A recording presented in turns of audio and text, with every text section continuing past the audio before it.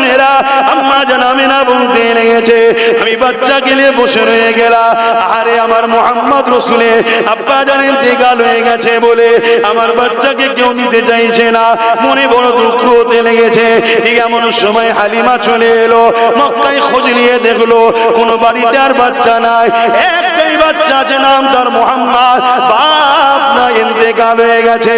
এই কথাটা শুনে তিনার স্বামী বলতে লাগলে, খালিয়াতে ফিরে যাওয়ার থেকে এই মুহাম্মদকে আমরা নিয়ে নি, হতে পারে এর বরকতেই অভাব দূর হয়ে যাবে।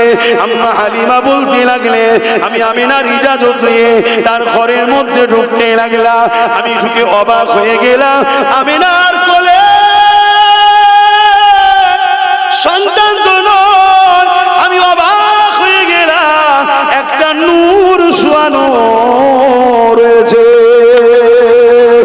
আর আমিনার মুখের দিকে তাকিয়ে তাকিয়ে মুচকে মুচকে আসতে লেগেছে। যে আমি ভেতরে প্রবেশ করলাম, সঙ্গে সঙ্গে ওই মুহাম্মদ আমিনার মুখের দিক থেকে ঘুরিয়ে নিয়ে নজরটা আমার দিকে একটা চেয়ে মুচকে এসেছিল।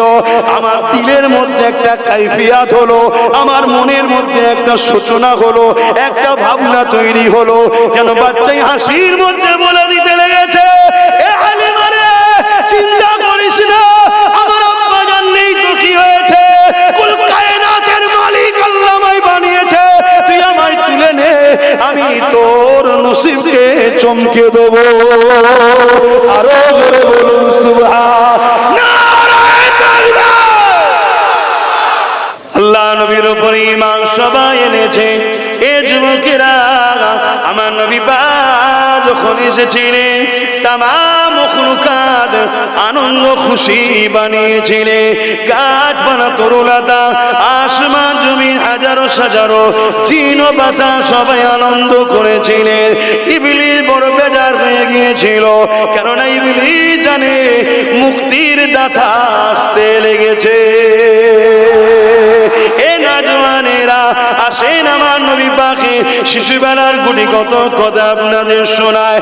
আল্লাহ নবী দুনিয়া জমিনে আগমন করলে আমার নবী পাক মায়ের কোলে রয়েছে। আম্মা জান আমিনা বাচ্চাকে দেখতে লেগেছে, আল্লাহ নবীকে দেখতে লেগেছে। কেন দেখবে না, যাকে আল্লাহ খোদ নিজে দেখে, সেই কুদরত আল্লাহর বানানো এই নিয়ামতকে আমার আমিনা কেন দেখবে না? এই যুবকেরা, গতকালকে পাশে এসেছিলাম, যে পর্যন্ত করেছি ওর পর থেকে আজকে তাই শুরু করলাম। না অসুবিধা আছে? কালকেটা তো শুনেছে, আজকে এখান থেকে শুনে। আম্মা জান আমিনা বলেন, আমি আমার বাচ্চাকে কোলে করে নিয়ে বসে রয়েছি। এ নওজওয়ানেরা, তৎকালীন সময় বাচ্চাকে গ্রাম্য এলাকাতে বাচ্চাকে লালন পালন ভরণ পোষণের জন্য দিয়ে দেওয়া হতো, লালন পালন করার জন্য দিয়ে দেওয়া হতো। ঐতিহাসিকদের মধ্যে অনেক রকম মত রয়েছে, তবে একটা মত হলো যাতে করে ভাষাটা ঠিক থাকে। শহরে দেখবেন হাজার রকম ভাষা, সব জায়গার লোক শহরে আসে, হাজার রকম ভাষা না শিখে যায়, মাতৃভূমির যেন ভাষাটা পায়, আঞ্চলিক ভাষা আরো ইত্যাদি ইত্যাদি, আল্লাহ ভালো জানে।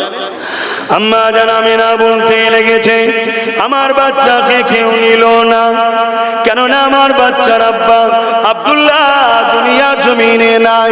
এই প্রতিটা নারী যখনই শোনে মুহাম্মাদের আব্বা জান ইন্তেকাল হয়ে গেছে, তারা বলতে লেগেছে, এই মুহাম্মাদকে যদি আমরা নিই, লালন পালন করি, তাহলে অর্থ বেশি পাবো না, কেননা তার আব্বা জান ইন্তেকাল হয়ে গেছে। এই সময়তে 10 জন মহিলার মধ্যে আর একজন মহিলা এসেছিল, হযরতে হালিমা।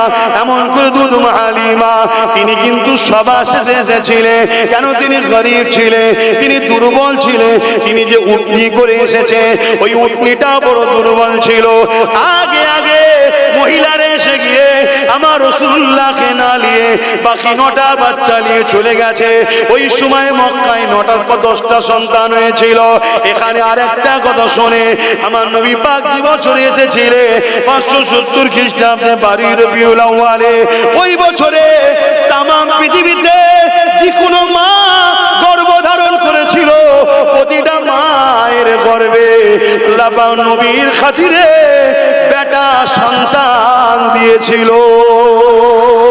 এই যুবকেরা তরুণেরা আম্মা জান আমিনা বলতে লেগেছে, আমি বাচ্চা গেলে বসে রয়ে গেলাম, আরে আমার মোহাম্মদ রসুলের আব্বা জান ইন্তেকাল হয়ে গেছে বলে আমার বাচ্চাকে কেউ নিতে চাইছে না, মনে বড় দুঃখ হতে লেগেছে। ঠিক এমন সময় হালিমা চলে এলো, মক্কায় খোঁজ নিয়ে দেখলো কোনো বাড়িতে আর বাচ্চা নাই, একটাই বাচ্চা আছে, নাম তার মোহাম্মদ, বাপ না ইন্তেকাল হয়ে গেছে। এই কথাটা শুনে তিনার স্বামী বলতে লাগলে, খালিয়াতে ফিরে যাওয়ার থেকে এই মোহাম্মদকে আমরা নিয়ে নি, হতে পারে এর বরকতেই অভাব দূর হয়ে যাবে। আম্মা হালিমা বলতে লাগলে, আমি আমিনার ইজাজত নিয়ে তার ঘরের মধ্যে ঢুকতে লাগলাম, আমি ঢুকে অবাক হয়ে গেলাম, আমিনার কোলে সন্তান তো নয়, আমি অবাক হয়ে গেলাম, একটা নূর শোয়ানো রয়েছে। আর আমিনার মুখের দিকে তাকিয়ে তাকিয়ে মুচকে মুচকে আসতে লেগেছে। যে আমি ভেতরে প্রবেশ করলাম, সঙ্গে সঙ্গে ওই মুহাম্মদ আমিনার মুখের দিক থেকে ঘুরিয়ে নিয়ে নজরটা আমার দিকে একটা চেয়ে মুচকে এসেছিল। আমার দিলের মধ্যে একটা কাইফিয়াত হলো, আমার মনের মধ্যে একটা সূচনা হলো, একটা ভাবনা তৈরি হলো, যেন বাচ্চাই হাসির মধ্যে বলে দিতে লেগেছে, এ হালিমা রে, চিন্তা করিস না, আমার আব্বা জান নেই তো কি হয়েছে, কুল কায়নাতের মালিক আল্লাহ আমায় বানিয়েছে, তুই আমায় তুলে নে, আমি তোর নসিবকে চমকে দেব। আরো জোরে বলুন সুবহানাল্লাহ।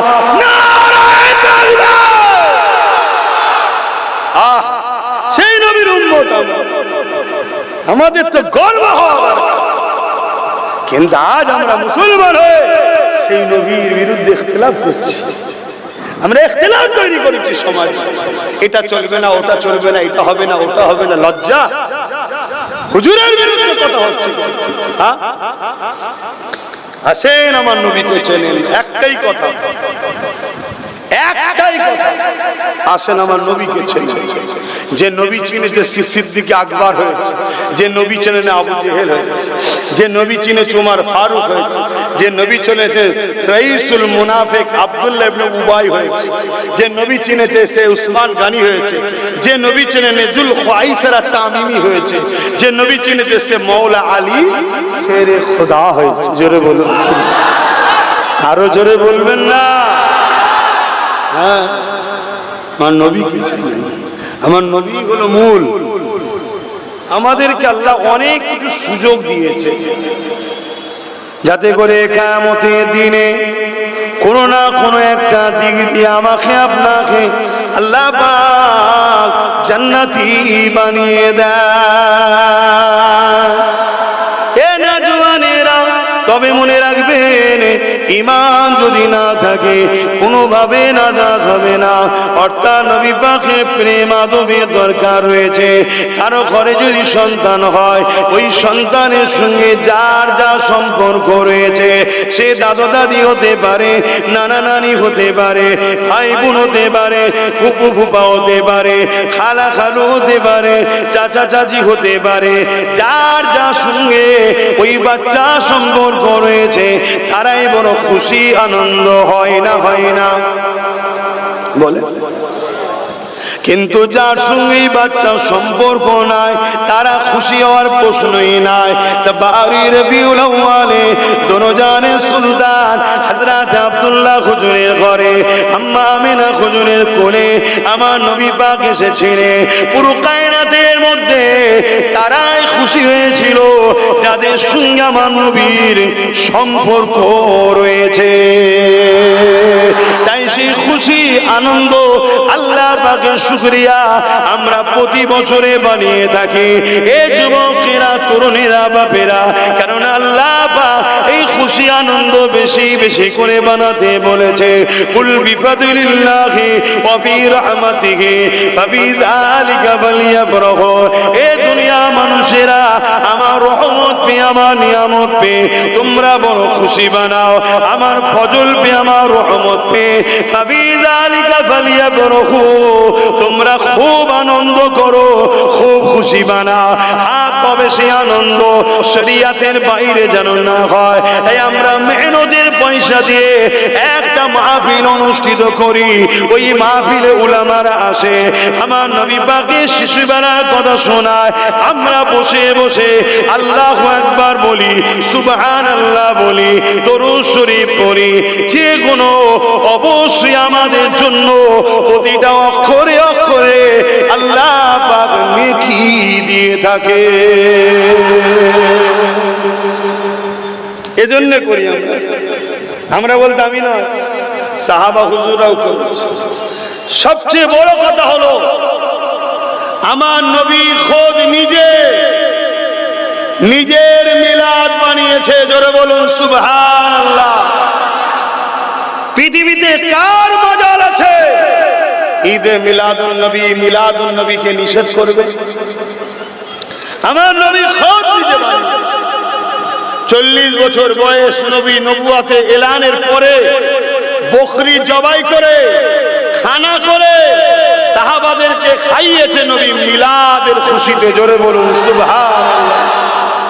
পুরো উম্মতের জন্য নবী এই কাজ করে দিয়ে সুন্নাত করে দিয়ে গেছে। জোরে বলুন সুবহানাল্লাহ। কথা কিছু বুঝছেন?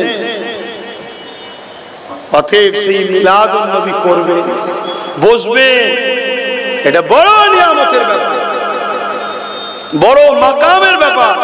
হযরত ওমর ফারুক রাদিয়াল্লাহু তাআলা আনহু বলল, যারা আমার নবীর মিলাদের আলোচনা করলো তারা যেন দ্বীন ইসলামকে জিন্দা করলো। জোরে বলুন সুবহানাল্লাহ। নবীর মিলাদ না হলে তো দ্বীনই হতো না, নবীর মিলাদ না হলে তো কোরআন পেতাম না, নবীর মিলাদ না হলে তো নামাজ পেতাম না, নবীর মিলাদ না হলে তো কাবা কিবলাও হতো না। সবটা তো হুজুরকে নিয়ে মিলাদ। বুঝতে পারছেন তো বাংলা কথা? আগমন কেন্দ্রিক সময়। বাংলায় জন্ম বলে, বাচ্চাদের জন্ম হলে কি দেয়? জন্ম সার্টিফিকেট দেয়। তো আরবে বাচ্চা জন্ম হলে সেই জন্ম সার্টিফিকেট উপরে মিলাদ লেখা থাকে। কথা কিছু বুঝাস? অর্থাৎ আমার নবী জন্ম, এ কথা আমি বলছি না এই জন্যে, কেন জন্ম বলতে আমরা সাধারণ মানুষ কি বুঝি? তার অস্তিত্ব শুরু সেই থেকে, কিন্তু আমার নবীর অস্তিত্ব তো 12 রবিউল আউয়াল থেকে শুরু হয়। কি গো, তার আগে আমার নবী ছিল না? ছিল না। আল্লাহ নবী, নবী, দয়ার নবী, সব কিছুর আগে আল্লাহ নবী পাককে বানালেন। আল্লাহ পাক গোপন ছিলেন, নিজেকে যখন প্রকাশ করতে চাইলেন ওই সময় আল্লাহ পাক কোন হোজা এখন সঙ্গে সঙ্গে হয়ে গেল একটা নূর হলো, যার নাম আল্লাহ রাখলেন মুহাম্মাদুর রাসূল।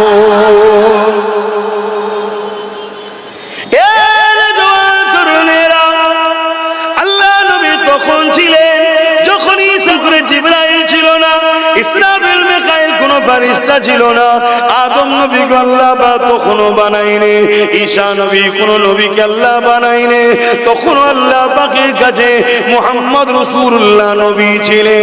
লৌহে মাহফুজে কোরআন রয়েছে, ওই কোরআনের হুবহু রমজান মাসে আল্লাহ পাক আমাদের জন্য কোরআন নাজিল করেছে। ওই লৌহে মাহফুজে কোরআনে যে লেখা রয়েছে সূরা ইয়াসিন, এই ইয়াসিন নামটা হলো আমার রাসূলুল্লাহ। অর্থাৎ আল্লাহ আমার নবীকে ডেকে বলতে লেগেছে ইয়াসিন ওয়াল কুরআনিল হাকীম, হে আমার ইয়াসিন, পবিত্র বিজ্ঞানময় কোরআনের কসম করে বলছি। অর্থাৎ আমার নবী আল্লাহ পাকের কুদরতি কাছে তখন হাজির ছিলেন। আরো জোরে বলো, সবার আগে বানিয়ে সবার শেষে পাঠাবার পিছনে কারণ রয়েছে, কেননা ভিআইপি যে হয় সে তো সবার শেষে আসে। আগে সবাইকে পরিদর্শন করে, আগে সবাইকে মঞ্চ ঠিক করে, আগে সবাইকে স্টেজ মেম্বার ঠিক করে, আগে সবাই এসে এলাকা পরিদর্শন করে, আগে সবাই এসে মেসেজটা জানিয়ে দেয় তোমরা সাবধান হয়ে যাও, যিনি আসতে লেগেছে, তিনি এত বড় ভিআইপি।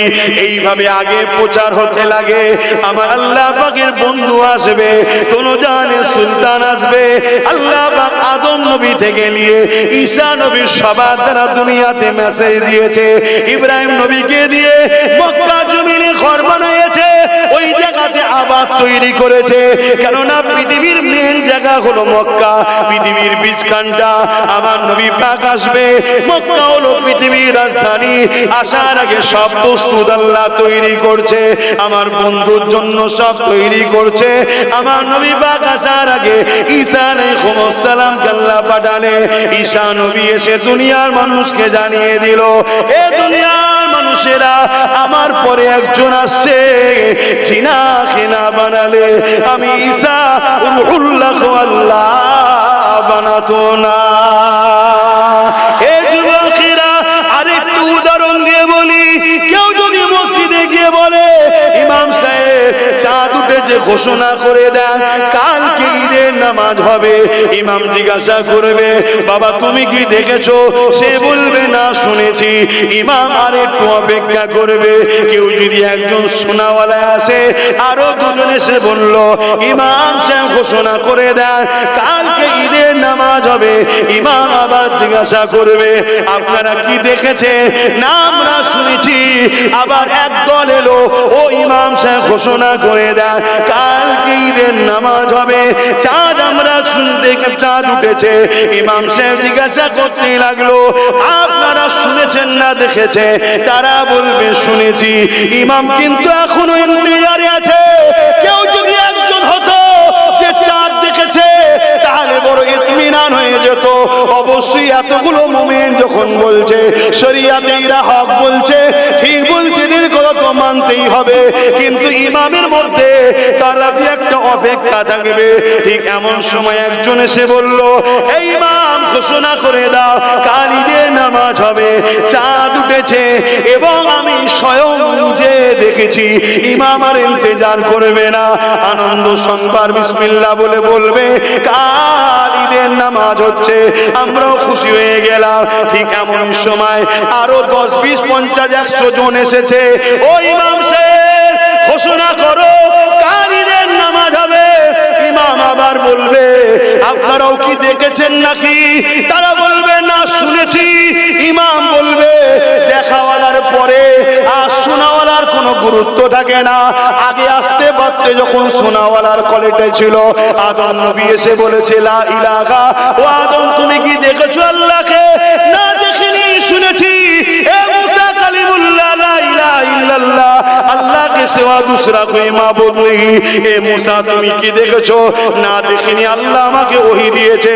বরহাক সত্য বলছে। কিন্তু এমন করে ঈসা রূহুল্লাহ পর্যন্ত 1 লক্ষ মতান্তর 2 লক্ষ 24,000 নবী রাসূল সবাই বলল লা ইলাহা ইল্লাল্লাহ, লা ইলাহা ইল্লাল্লাহ, লা ইলাহা ইল্লাল্লাহ, আল্লাহ के सिवा दूसरा कोई माबूद ही नहीं।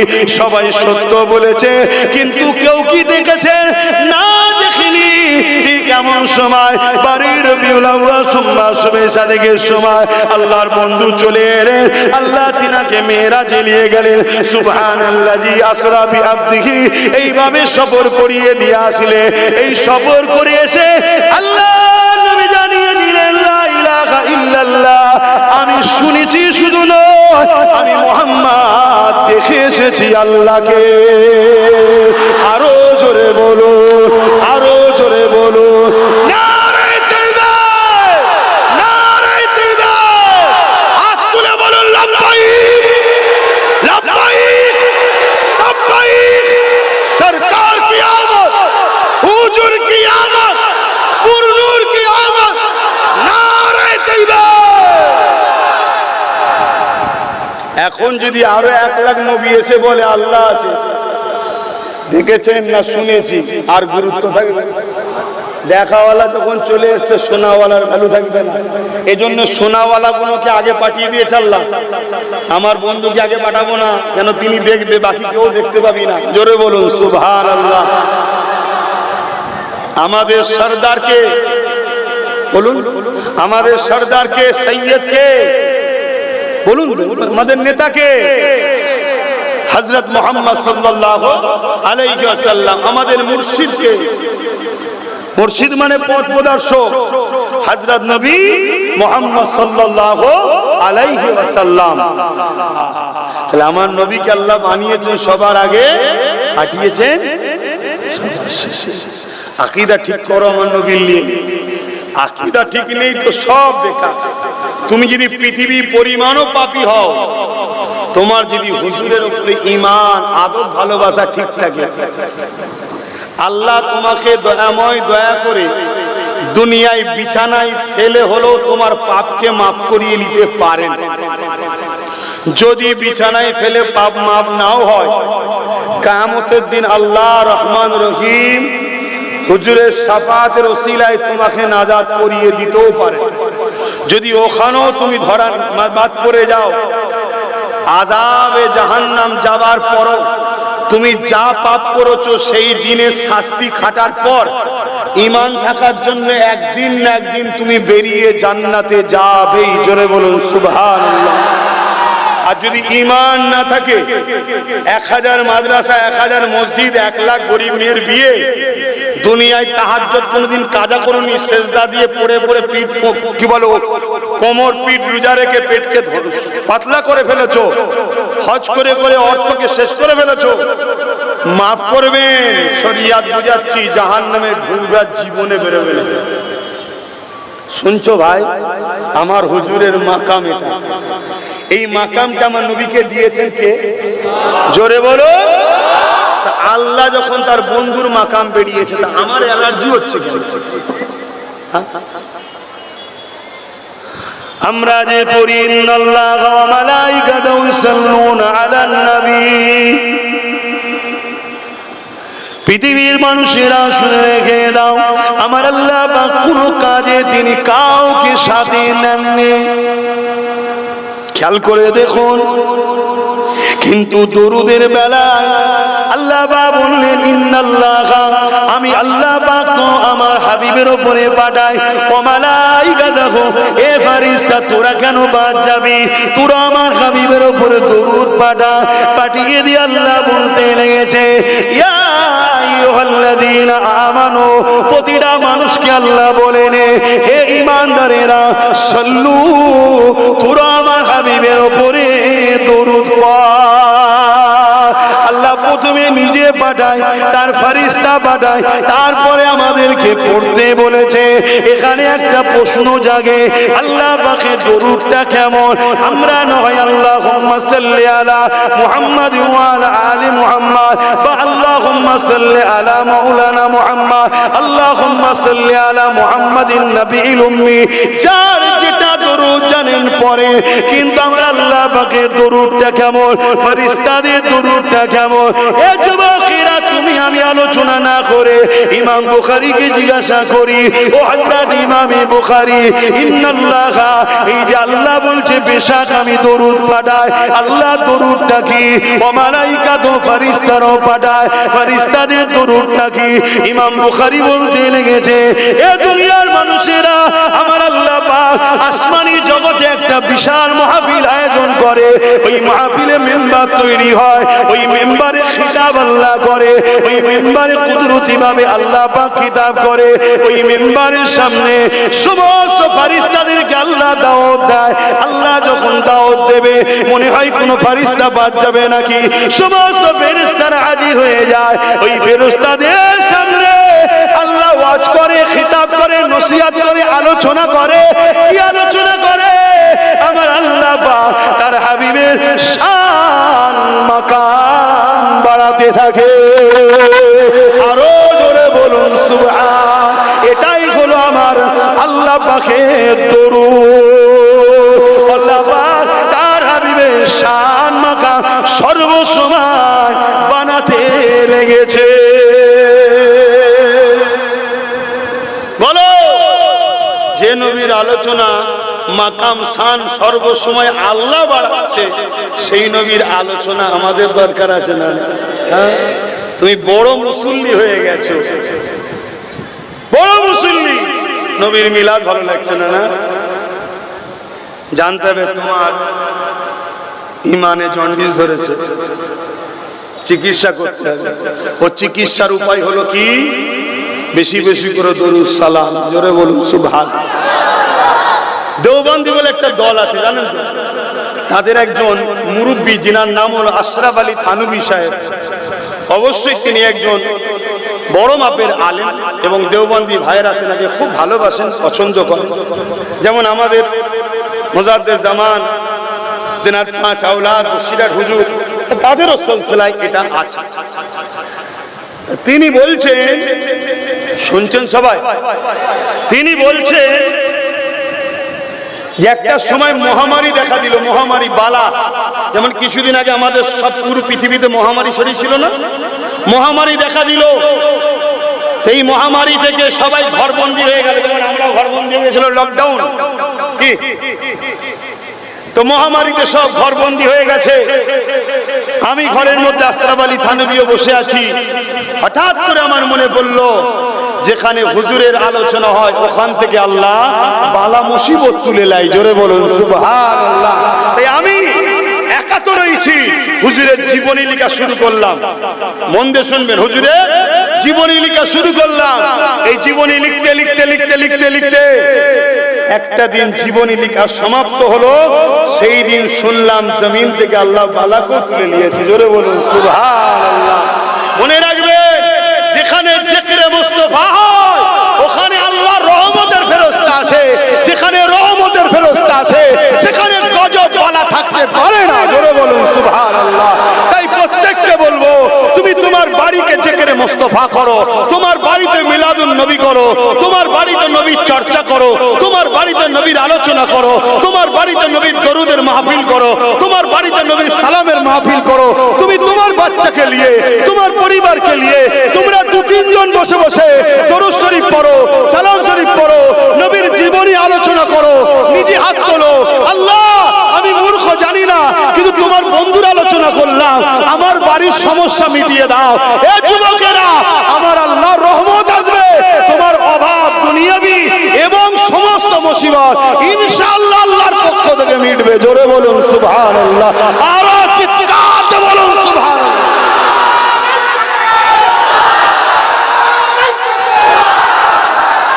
আমাদের গ্রামে, আমাদের এলাকায় মসজিদ বেড়েছে, মাদ্রাসা বেড়েছে, দল বেড়েছে, মুফতি বেড়েছে, মৌলানা বেড়েছে, হাফেজ বেড়েছে, বক্তা বেড়েছে, টুপি বেড়েছে, মুসল্লি বেড়েছে, বোরখা বেড়েছে, সব বেড়েছে। এরপরও কিন্তু বালা মুসিবত, অশান্তি, ফিতনা, ফাসাদ, জুলুম, অত্যাচার কিন্তু কমেনে বেড়েই যাচ্ছে। এর কারণ কি?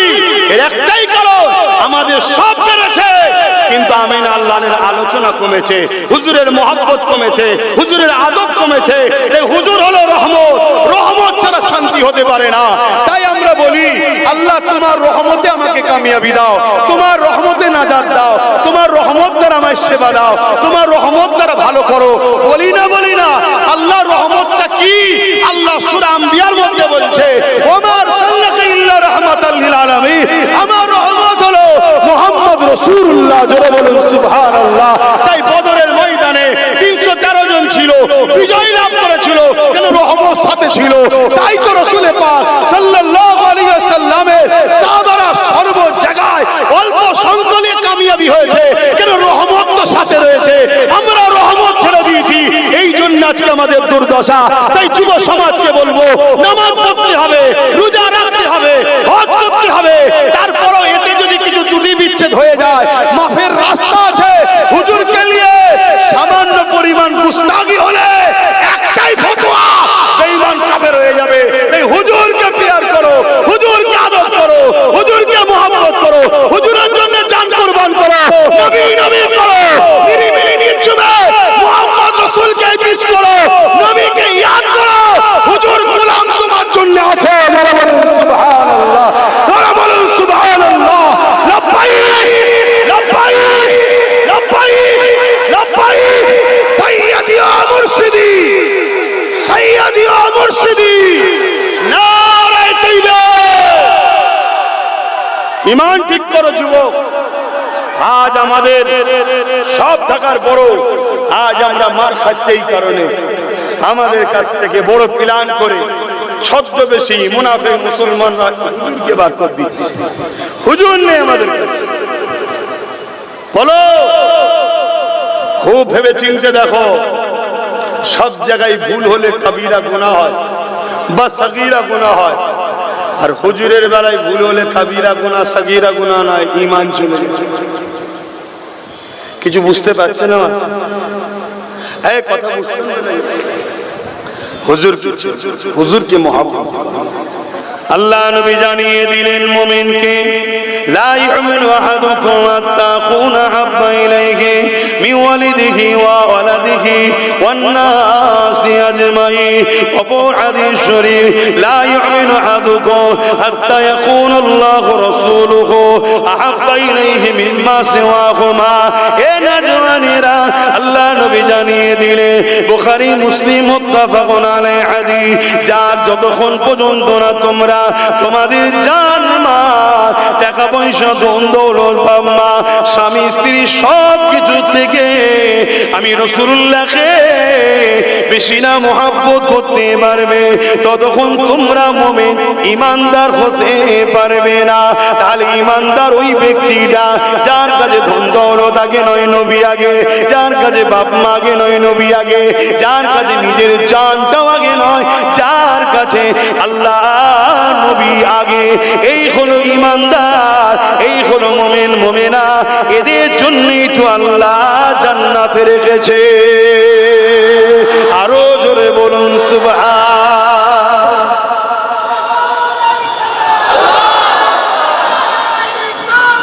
ইয়া রাসূলুল্লাহ, আল্লাহ বুঝতে পারছেন আমার আলোচনা? খুব ভালোভাবে বুঝলেন। কেন আজ পৃথিবীতে একটাই ষড়যন্ত্র চলছে, যেমন করে আমাদের ঘরে মুহাম্মদ রাসূল থেকে দূরে সরিয়ে দাও, মুহাম্মদ রাসূল থেকে দূরে সরিয়ে দাও। তাই কেউ রাসূল পাক সাল্লাল্লাহু আলাইহি ওয়াসাল্লামের মিলাদ উপলক্ষ করে মাহফিলকে বিরোধী করে, সে তার কবরে জবাব দেবে। কেউ আবার এই মিলাদকে কেন্দ্র করে ইসলাম বিরোধী কর্মকাণ্ড করলে অবশ্যই তাকেও জবাব দিতে হবে। তবে আহলে সুন্নাত ওয়াল জামাতের আকীদা, সাহাবা হুজুরদের আকীদা, এই যুবকের আল্লাহ নবী সাহাবী হযরত আবু বকর সিদ্দিক রাদিয়াল্লাহু তাআলা বলতে লেগেছে, আন আবি বকর সিদ্দিক এমন করে তিনি বলতে লেগেছে, ক্বালা মাওলুদুন নবী সাল্লাল্লাহু আলাইহি ওয়াসাল্লাম।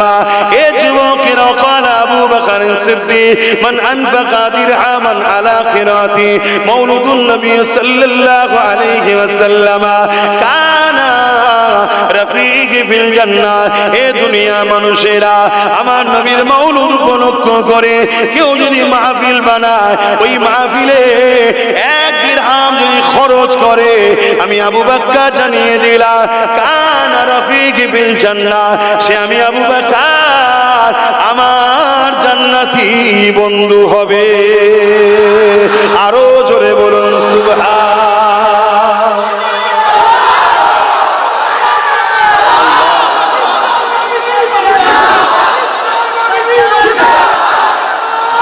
আল্লাহ। আমার এক ভাই পিছন থেকে স্লোগান দিচ্ছে বিশ্ব নবী দিবস। এই বিশ্ব নবী বলবেন না, এটা আমরা বাংলায় বলে ফেলি। আমি বলছি না যে বললে কবিরা গুনাহ হবে, কেন আপনার ইরাদা নবীকে ছোট করার না, আল্লাহ অন্তর দেখে, তাই তো নাকি? তবে আমার নবী বিশ্ব নবী নয়, আমার নবী হলেন তামাম কায়নাতের নবী। জোরে বলুন সুবহানাল্লাহ। যে জিনিসটা আল্লাহর, সেখানেই মুহাম্মদ রাসূলের রিসালাত চলে। জোরে বলুন সুবহানাল্লাহ। যেখানে আল্লাহর তাওহীদের রাজ চলে, সেখানে মুহাম্মদ রাসূলের রিসালাতের রাজ চলে। জোরে বলুন সুবহানাল্লাহ। বলুন কোনটা আল্লাহর নয়? সাত কবর জমিনের নিচটা কার? সাত কবর জমিনের উপরটা কার? তো সব যখন আল্লাহর, হুজুরও সব জায়গার রাসূল। জোরে বলুন সুবহানাল্লাহ। ইয়া নবী সালাম,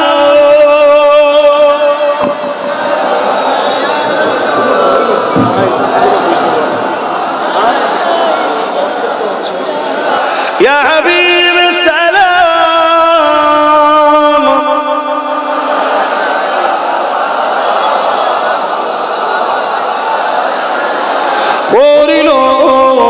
আল্লাহ আরো বাণী পোহালো দুঃখে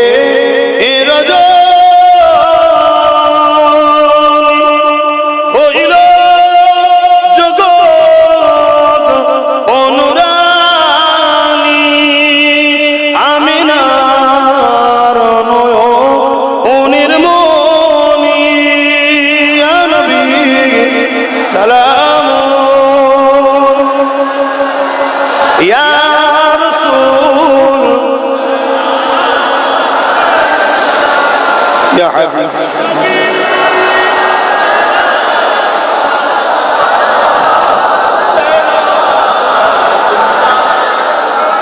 يا نبي نامو او پیارا يا رسول نامو او پیارا عرش بر حق نے پکارا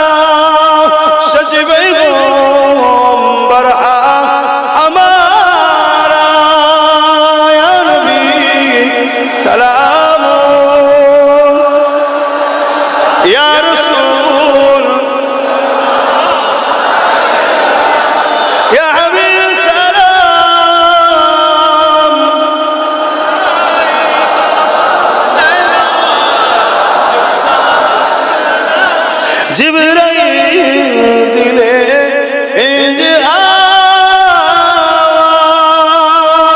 খুলে দাও আসমানের দুয়ার এসেছেন নবী ঈদের সরদার করিতে আল্লাহ আরো سلام يا رسول يا حبيب سلام